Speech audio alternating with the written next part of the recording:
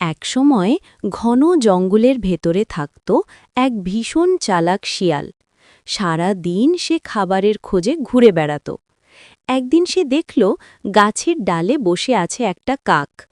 কাকটার মুখে ছিল এক টুকরো সুস্বাদু পনির। শিয়ালের চোখ চকচক করে উঠল, মুখে জল চলে এলো।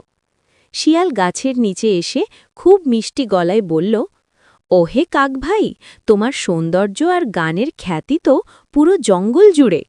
আজ যদি তোমার গান শুনতে পেতাম, আমার দিনটা সার্থক হতো। প্রশংসায় কাক ভীষণ খুশি হয়ে গেল। সে ভাবল, একটু গান গাইতেই তো ক্ষতি নেই। গান গাইতে গিয়ে কাক মুখ খুলতেই পনিরটা নিচে পড়ে গেল। শিয়াল আর 1 সেকেন্ডও দেরি করল না, ঝটপট পনিরটা তুলে নিয়ে দৌড়ে পালালো। পালাতে পালাতে বলল, ধন্যবাদ কাক ভাই, তোমার গান সত্যিই অসাধারণ।